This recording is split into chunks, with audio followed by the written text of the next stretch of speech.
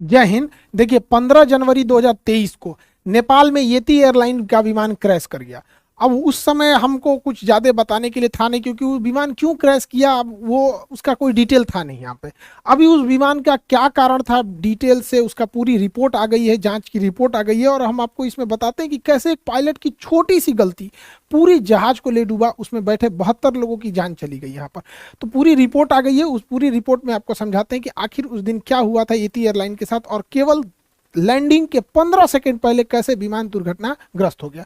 देखिए येती एयरलाइन का विमान जब दुर्घटनाग्रस्त हुआ तो उसके ब्लैक बॉक्स को भेज दिया गया डिकोड करने के लिए, ताकि उसमें समझा जा सके कि क्या था। शुरुआत में ब्लैक बॉक्स ब्लैक थे, लेकिन बाद में इसे ऑरेंज किया गया ताकि इसे दिखने में इजी हो सके, तब से इसका नाम ब्लैक बॉक्स ही है। ब्लैक बॉक्स का दो हिस्सा होता है, एक को बोलते हैं फ्लाइट डेटा रिकॉर्डर। तो ये फ्लाइट डेटा रिकॉर्डर फ्लाइट की ऊंचाई, स्पीड, एयर प्रेशर, फ्यूल कितना था, इंजन कितने परसेंट पे था, यानी जितनी डेटा वाली चीजें होती हैं, जो मशीनरी चीजें होती हैं, उन सबका रिकॉर्ड रखता है फ्लाइट डेटा रिकॉर्डर। और एक होता है cockpit voice recorder. Cockpit voice recorder जो होता है सीवीआर, दोनों पायलट क्या बात कर रहे हैं, एक दूसरे को क्या ऑर्डर दिए, ये दोनों को रिकॉर्ड किया जाता है। ये दोनों को इसलिए है कि मान के चलिए पायलट ने कहा कि इंजन एक मतलब इंजन का पावर बढ़ाओ, इसने कह दिया हम बढ़ा दिए और उसने बढ़ाया ही नहीं, तो कैसे पता चलेगा कि किस पायलट की गलती है।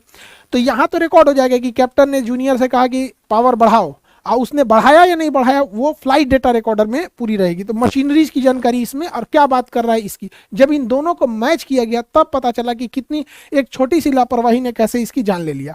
देखिए एक बार इसकी ब्रीफिंग समझते हैं। नेपाल में जो नेपाल का शहर काठमांडू, काठमांडू नेपाल की राजधानी है। तो काठमांडू नेपाल से पोखरा जा रहा था ये जहाज। पोखरा एक पर्यटक जगह है नेपाल का, काठमांडू के बाद काफी फेमस जगह है। ये पोखरा एयरपोर्ट में इतने लोग जा रहे थे पैसेंजर, ताकि उसके नया पुराने एयरपोर्ट की जगह पे अब नया एयरपोर्ट बनाया गया था। 15 दिन हुआ था इस एयरपोर्ट के उद्घाटन, यानी 1 जनवरी 2023 को ही इस एयरपोर्ट का उद्घाटन हुआ था, पोखरा इंटरनेशनल एयरपोर्ट का। 15 जनवरी को यह घटना हो गई। काठमांडू से पोखरा जा रहा यह विमान महज 146 किलोमीटर की दूरी जाना था, जिसे लगभग 35 मिनट में वो ट्रेवल कर लेता। अब ये डिपेंड करता है हवाओं का डायरेक्शन किधर है। कभी हवाओं के डायरेक्शन सेम डायरेक्शन में हो जाता है तो थोड़ा दिक्कत नहीं होती है, मौसम खराब रहता है तो टाइम भी लग जाती है। ये 10:33 पर उड़ान भरता है काठमांडू से, और 10:57 पे ये पोखरा पहुंच जाता है। 15 सेकंड और ये रुक जाता तो जहाज लैंड कर जाता। 10 से 15 सेकंड में ही जहाज लैंड कर जाता, लेकिन अंतिम वहीं पे दुर्घटना हो गया। दुनिया में जितने जहाज क्रैश किए ना, उसका 90% जहाज लैंडिंग के टाइम पे ही क्रैश किया। सबसे टफ प्रोसीजर होता है लैंडिंग का। उस जहाज में 68 पैसेंजर थे, 4 क्रू मेंबर थे, यानी लगभग 72 लोग थे। इसमें 5 भारतीय भी थे, 72 में ही 5 थे। इसमें से किसी को नहीं बचाया जा सका, और येती एयरलाइन का फ्लाइट 691 क्रैश कर गया। अब इसको डिटेल से समझते हैं कि क्रैश कैसे किया गया। तो देखिए किसी भी जहाज में 2 पायलट होते हैं। सीनियर को कहते हैं कैप्टन, जूनियर को कहते हैं फर्स्ट ऑफिसर। कैप्टन के लिए CAPT लिखा रहता है कैप्टन के लिए, और इस फर्स्ट ऑफिसर के लिए F.O लिखता है यहाँ पे। ये फर्स्ट ऑफिसर हो गए।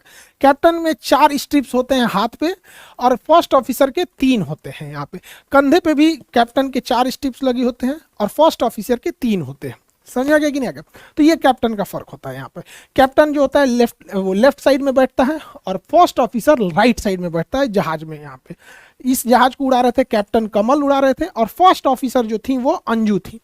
ये इनका बतौर फर्स्ट ऑफिसर इनकी लास्ट फ्लाइट थी। अगर ये जहाज लैंड कर जाता तो इनका प्रमोशन देके ये भी कैप्टन बन जाती और 3 के जगह 4 स्टिप लग जाते। लेकिन इनका दुर्भाग्य था जो इनकी लैंडिंग नहीं हो पाई। इनके पति की भी येती एयरलाइंस में 2006 में विमान दुर्घटना में मृत्यु हो गई थी। तो काफी दुखद रहा इनके साथ, ये विमान में जो भी बैठे थे। अब इन दोनों पायलट के सूझबूझ से ही जहाज को पूरी तरह से उड़ाया जाता है, क्योंकि जहाज में इतने इंस्ट्रूमेंट होते हैं कि सामने भी देखना है, इंस्ट्रूमेंट्स को भी देखना है, प्रोसीजर भी फॉलो करना है, तो एक आदमी से नहीं हो पाता है। इसलिए उसमें 2 पायलट होते हैं, एक कमांड देता है, दूसरा उसको फॉलो कर देता है।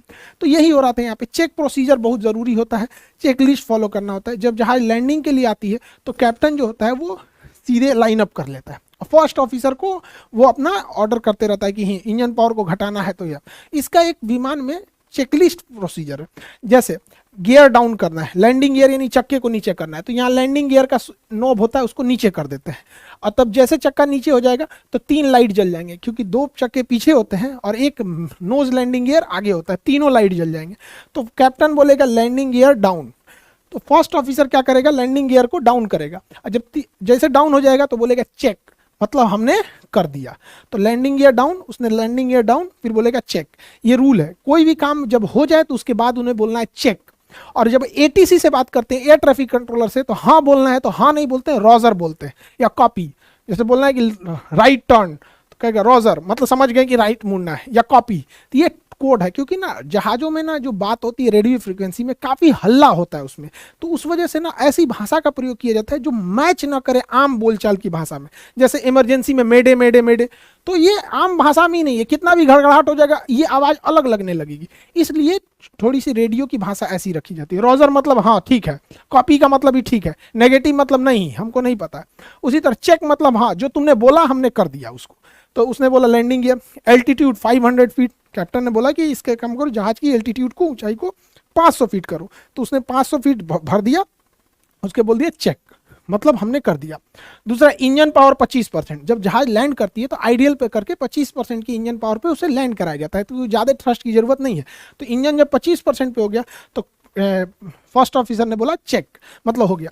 यही गलती हुई चौथे, यहाँ प्रोसीजर में चौथे में क्या दिक्कत हुआ, कैप्टन ने बोला फ्लैप 30 डिग्री, फ्लैप्स होता है विंग्स का निचला भाग, अभी आगे समझाएंगे, वीडियो में भी दिखाएंगे, उसको 30 डिग्री पे घुमा दो। इसने बोला चेक, मतलब हमने घुमा दिया। लेकिन जब कॉकपिट वॉइस रिकॉर्डर और फ्लाइट डेटा रिकॉर्डर यानी ब्लैक बॉक्स में पता चला, तो पता चला कि बोला गया कि फ्लैप 30 डिग्री करना है, और को पायलट ने भी कह दिया कि चेक, लेकिन उसने 30 डिग्री किया नहीं था। अब यहां पकड़ा गए इन्वेस्टिगेटर कि भैया उसने बोल रहा है कि फ्लैप 30 डिग्री, फर्स्ट ऑफिसर बोल रहा है चेक, मतलब हमने कर दिया। अब फ्लाइट डेटा रिकॉर्डर कह रहा है कि नहीं नहीं नहीं, एक्सीडेंट के बाद भी, दुर्घटना के बाद भी फ्लैप 15 डिग्री पे था,